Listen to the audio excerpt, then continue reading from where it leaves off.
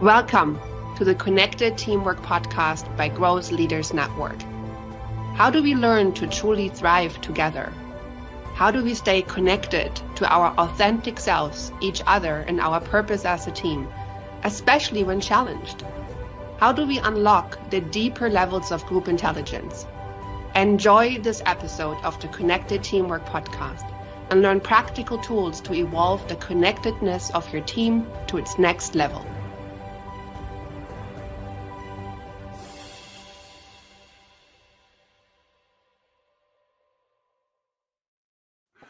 Well, welcome to Connected Teamwork Podcast, episode 72, where we help leaders and teams connect more deeply to their team's intelligence. I'm your host, Hylke Faber. I'm here together with my other host, Carson Heady. Carson, how are you today? Hylke, I always look forward to my time with you. I'm well. How about yourself? I am well, and I'm really looking forward to diving into Team Connectedness Practice number 11. Give your best and be resourceful, especially when that's hard. And I will introduce this topic a little bit. It's the practice towards the end of the 12 practices. And so we can do all of these things, right? We can become more grounded, focusing on what we can control. We can become more authentic, more respectful, more humble, deeper listening, all these things. And yet there's no recipe for life and leadership. Life happens and we are asked to respond to it. So how can we give our best and be resourceful? So to get into that conversation, and as you're listening, I ask you to think about these questions yourself. Like, what happens when we are not resourceful? When a challenge hits us and we are not resourceful? And I'll give you an example. This morning, I got up early and did my practices and then opened my calendar and my email, and I saw that I was never going to get everything done that I need to get done by noon of the time that I need to get things done. And my not at my best self wanted to become angry at something, made an assumption that this was going to be unmanageable, that therefore the rest of the day was going to be a bad day. And I noticed all of this, like almost like a shade in my mind went like down. That was the bad news. The good news was that I noticed and I pressed pause. And I asked myself, what's the limiting story? What am I telling myself? Like, okay, well, what would I be without all this gunk? And what am I grateful for? It's like, wow, I get to do this really beautiful work of connectedness, of coaching people, of writing. I had a conversation with my parents this morning. All of that happens.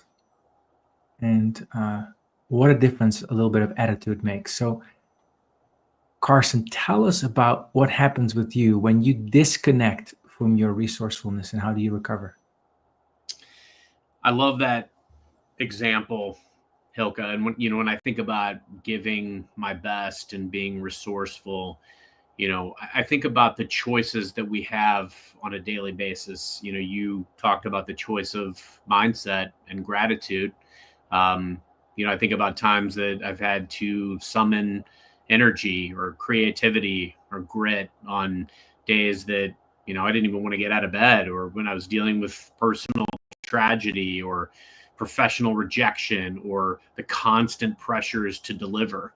And it's critical that we can unplug from that feeling or that inclination to react in those times, because anytime that we're feeling stuck or like this can't be solved, it's that when we accept no or as a final outcome, or that something can't be done, or we become overwhelmed with our set of circumstances for whatever reasons, right, wrong, or indifferent, it causes panic in that kind of day-to-day minutia, or the pile on of stressors or things added to our plate.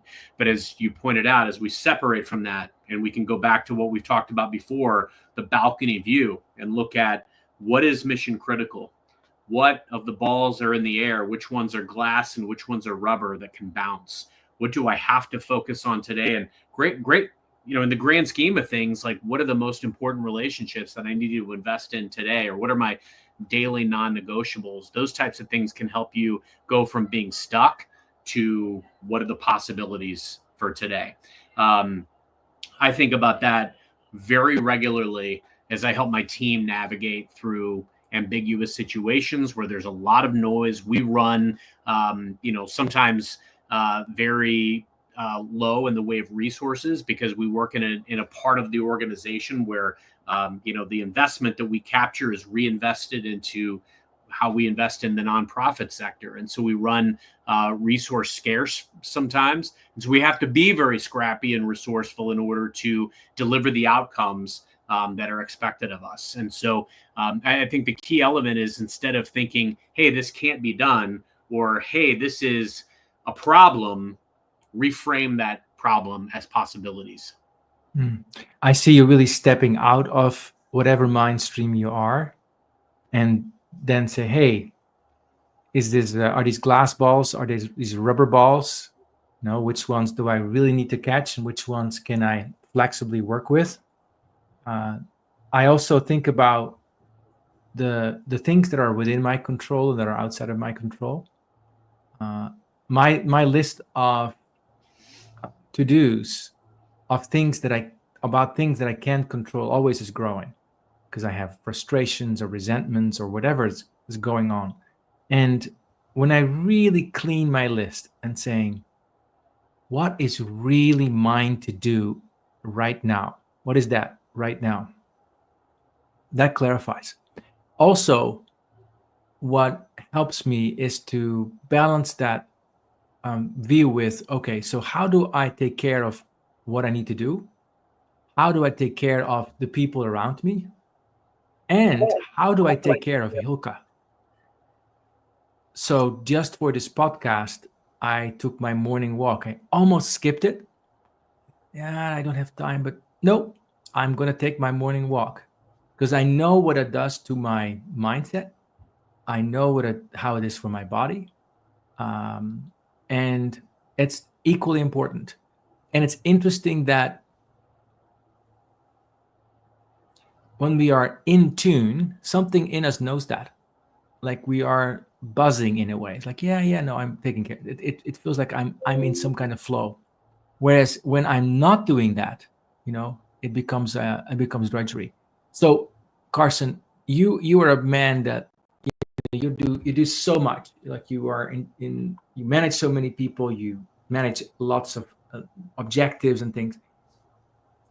How do you not get lost in the daily? And I heard the word constant demand to perform. How do you do it? It is not there's not a set blueprint and roadmap. We have to be very agile, and you can't be rigid and transfixed on things having to be a certain way. I mean, you made the point earlier that, things are constantly in flux, and, we never know exactly the set of circumstances that we're going to be dealt. Sometimes we have to recalibrate regularly. And, I look at it very similar to sports. You may, if you're a football coach, you may strategize and plan your plays and how you envision the first quarter, the second quarter playing out. But as things happen in real time, as turnovers transpire or unforeseen injuries, you have to very quickly recalibrate and look at what does the current playing field look like, and what is going to be my strategy now with the current set of circumstances. Things are going to change. Now, every morning, I have to conjure up my daily non-negotiables, and I'll apply what I like to call now ruthless discipline to my schedule. I love that you highlighted that you've got to take care of Hylke, because, often we've got to make sure we prioritize ourselves. Other people are not going to be thinking about us in the same way that we can prioritize ourselves and show ourselves that self-care. I know that I have to give myself the space to get exercise. I know that I have to give myself that space to read or listen to a podcast or do something that separates myself from that grind, because it helps me stay fresh and come up with new ideas. And frankly, sometimes in silence, I come up with the breakthrough, the way through. Because I don't have that constant onslaught of information, firing away at me. So how do I do it? I do it by taking a step back, looking at the day, looking at the week. We're here on a Monday, and I can look at my week and I can plan ahead, and I can say, okay, is this call or conversation today mission critical, or can it wait?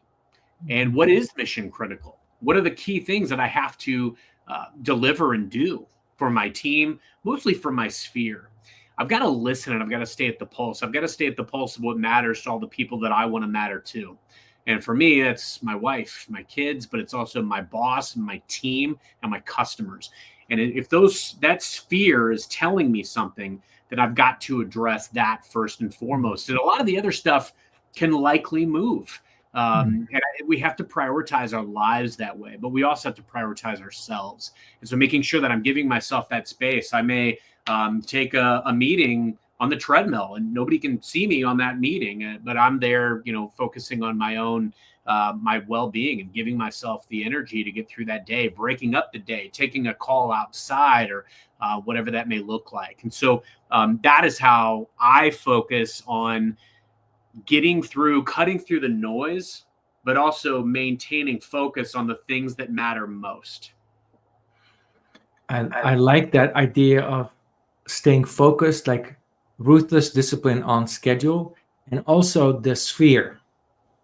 And so if you're listening, think about what your sphere is. What is your relevant sphere? Not the whole, like you might be sensitive to the whole of the world. That's fine. And still, even in that, what is yours to do, right? So for you, it's your wife, your boss, your team, your customers, your children, yourself. All of that's part of your sphere.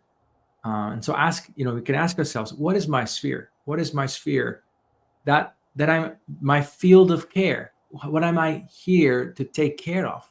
Like, what is that?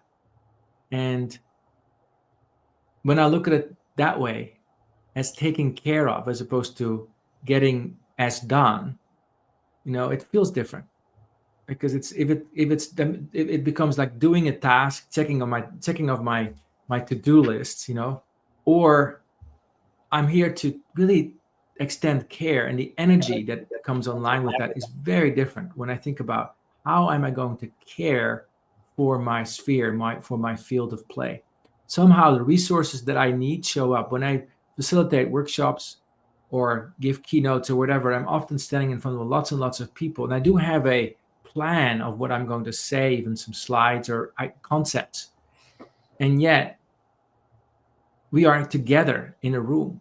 So my primary purpose needs to be of service to the group. And what I've noticed is the more I stay in that kind of service mindset, how can I be of service? The more it flows, because it's relevant to what's going on. And part of that is being open to the unplannable, right? There's so much that goes on in a day that, it's like, okay, I think, I knew this was going to happen, or I knew I was going to have this meeting, or like today, I know I was going to have this podcast with you. But there's so much that I don't know. Actually, there's much more in a day, if I'm really honest, problems, nuances, and things. If I'm really honest, that I don't know. So the question is, how do I stay sensitive to what I don't know? And also, how do I open myself to the resources I didn't know I had? I might think on Friday, I have all the perfect answers for Monday's meetings. But then on Monday, I have these meetings and something that's entirely different. So we're going to take a short break. After the break, I want to talk more about how do we resource for the unplannable. You're listening to the Connected Teamwork podcast, Team Connectedness Practice number 11. We're discussing giving your best, being resourceful. See you after the break. You are listening to the Connected Teamwork Podcast by Growth Leaders Network. Do you want to learn more about building the next level of connectedness in your team? Please contact Growth Leaders Network on LinkedIn. And now, back to the show.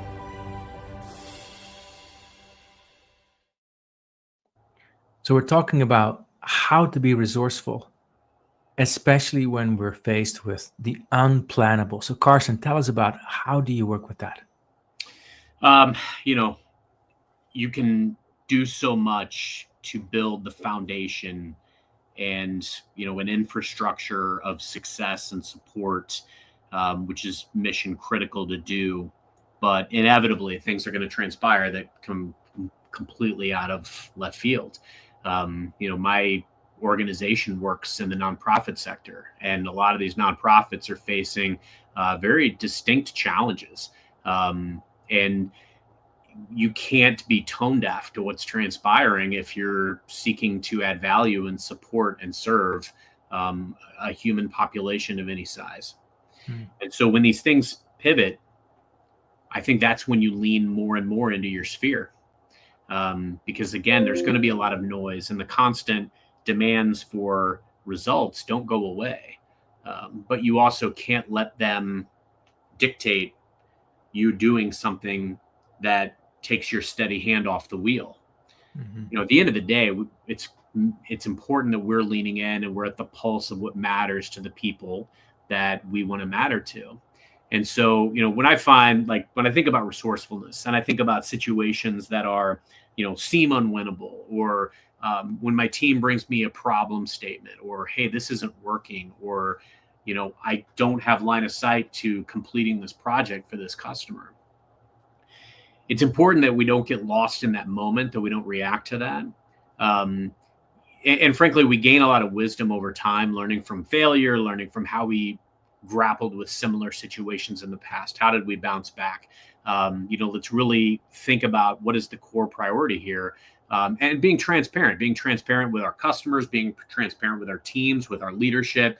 I had a manager years ago who always just said, my biggest priority for you is don't ever let me be surprised. And, raising the flag when we need additional guidance or assistance, or making sure that people are aware of, what our teams are grappling with. Using every tool and relationship in your arsenal to make the best out of every situation is what I think about resourcefulness. And Hylke, I say this fully cognizant that I've grappled with a lot of things that I think a lot of people are grappling with right now, which is depression or burnout, or being rejected by a customer, or having something misfire, or somebody leaves. You have attrition. Somebody on your team leaves unexpectedly, and you've got to navigate through these uncertain waters and make sure the commitments don't slip through the cracks. I mean, these things happen regularly, and yet you still have to deliver outcomes. And at the end of it, it's everything that we've talked about up to this point. It is not getting lost in being reactionary, not getting lost in the emotions of the situation. Acknowledge the emotions, but emerge with a plan that involves, and sometimes I shrink my bubble down to the lowest common denominator. I make sure that I'm good and focused first, and then I expand my sphere based on the other people that need to be involved in the conversation. If it's a conversation that I need to have with my boss, or with a customer executive, or with somebody on my team, that's the conversation that needs to be had. And I will state what I know. I'll be very transparent and communicative, but I also listen. And I have to stay, fully aware of what is the challenge, what's at stake, what's at risk. And frankly, we may have to mitigate and come up with a plan to, limit the risk or limit the exposure or whatever it is. But, at the end of it, you've got to control what you can, but there are going to absolutely be things that you cannot control. So focus on the controllables. Don't obsess about what you can't change, but do recalibrate around the new playing field and the players. Sounds brilliant. And what I'm hearing in that is also shrinking your bubble. So starting with yourself first, saying, okay, am I in a place where I need to be to deliver, and then engaging. What I'm also seeing in working with uncertainty is humility, which is my ego brain faced with anything thinks that it's life or death and I need to solve it now and I need to do it and right now. So it is very myopic, focused on me by myself in this moment. And that's three incorrect assumptions, right?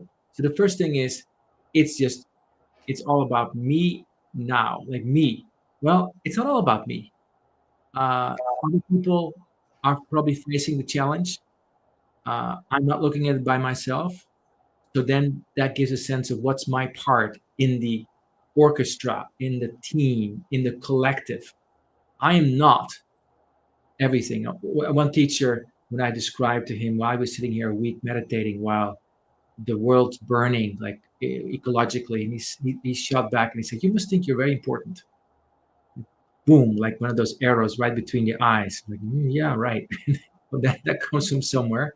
So first thing is, I'm not experiencing this myself, by myself. Now, the second thing is, and it's not just up to me to solve it. So I can ask for help. I can ask another perspective. And it doesn't have to be grandiose. I don't have to always set up a big meeting with the team or with a boss or with a partner. Sometimes it's simple as, okay, nudging my husband in this case. Hey, I'm sitting with this, or my friend, or even thinking about somebody who I consider to be wise and think about how would they approach this? And I find that little gives me like a lift. I have this coach that I talk to.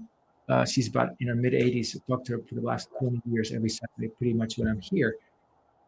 And I often think, like, what would Janelle think about this? And invariably, it's very different from the feverish brain that I'm in at that moment. It's like, oh, yeah, maybe ask a question, or what's really of service here? What's this really about? So I don't have to rush it.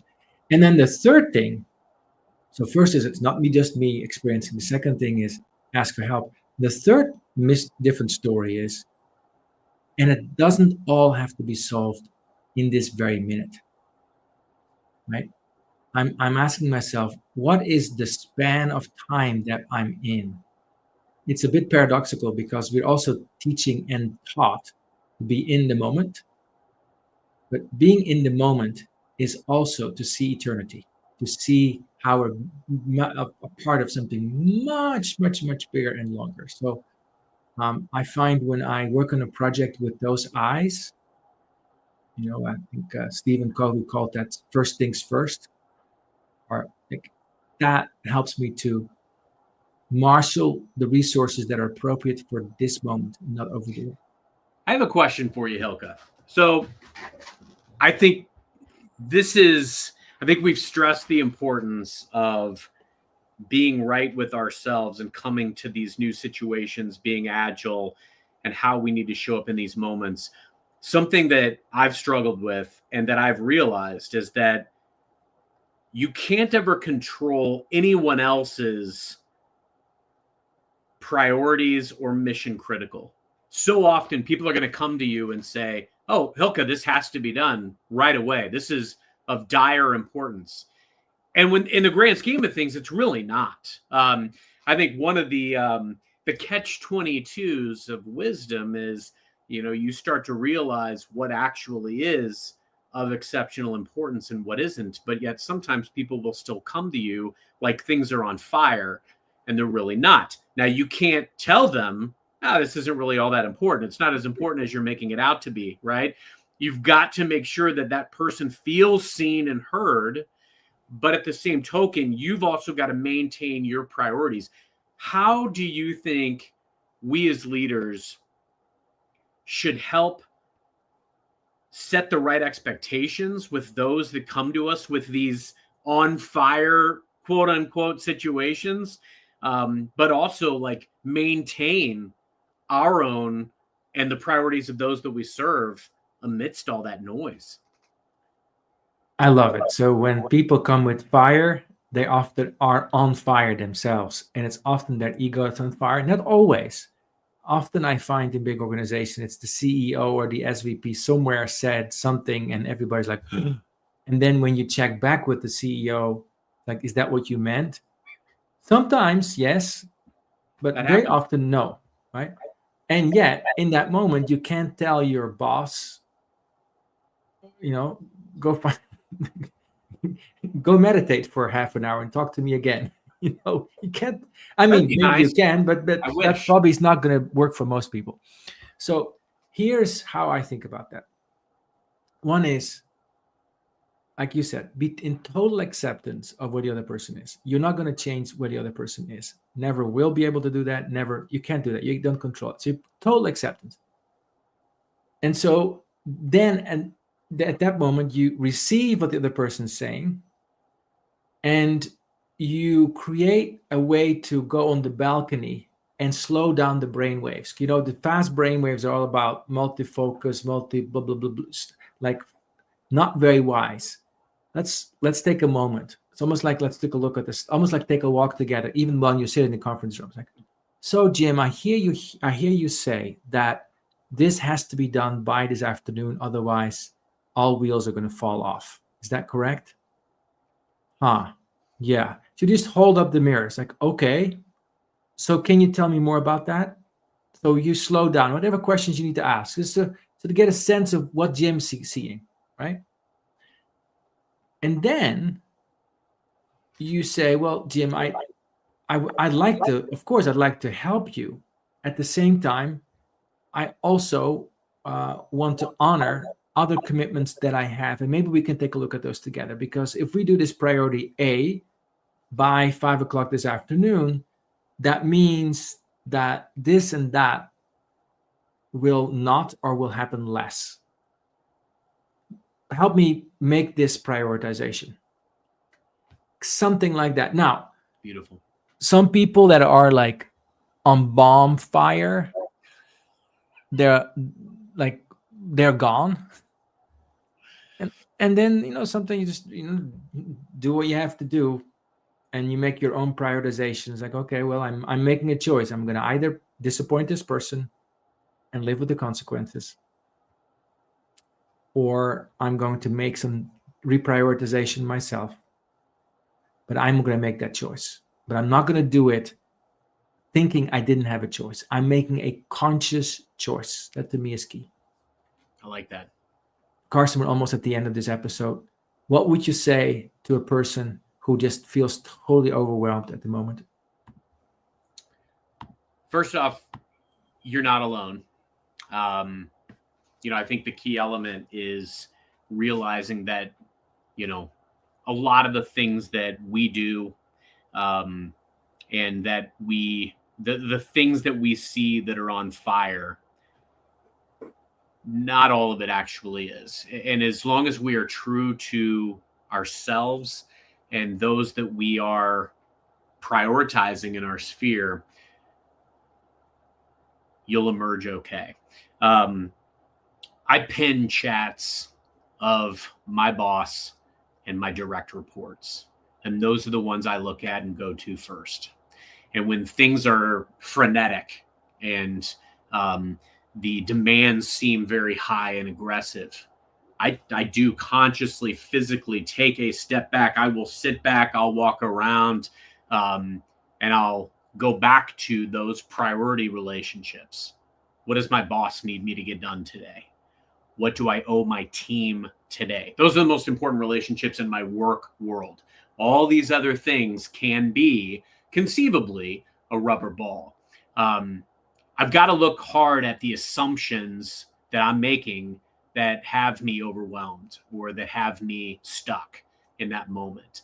And then I think about the other paths to potentially succeeding where my team or I see us as stuck. I have a big affinity for Neil Patrick Harris's character, Barney Stinson in How I Met Your Mother. And he used to have this phrase, anytime something seemed insurmountable or impossible, he would always say, challenge accepted. And I've always tried to apply that lens to the things that other people say can't be done or are our biggest challenges or problems. And if you can take a look through the lens of what are the relationships or maybe the resources or the tools that are not being thought about or that are being underutilized, that could frankly be the key to the breakthrough, that is ultimately what delivers success. Don't look at things through the lens of what maybe everybody else looks at. I love, Hylke, your thought of, what would this other leader that I admire? Or, maybe you reach out to somebody who is a mentor or whom you highly, deeply respect and ask for their perspective. That is, sometimes when you're stuck in the thick of it, somebody else's vantage point that is not influenced by your own emotions can be, make all the difference in the world. But do everything you can to take that step back, get to that balcony view, and look at what are the priorities so that you can get away from your own assumptions. You don't need perfect conditions and you don't need perfect outcomes. That's why this episode is about giving your best. Use what you do have control over, and you do have control over your own mindset and your choices. Resourcefulness is going to create possibilities that you don't see right now. So give your best, starting with yourself. Give it to yourself. Give your best, be of service. Make choices about what's yours and what's not. And remember that you have choices, and when you feel stuck, you have some choices about the story that you're accepting. Is it an insurmountable challenge, or is a challenge accepted? Thank you for listening to the Connected Teamwork Podcast, episode 72. I'm here with Carson, Heady. My name is Hylke Faber. See you next time at the Connected Teamwork Podcast. Thanks for listening. See you soon. Bye.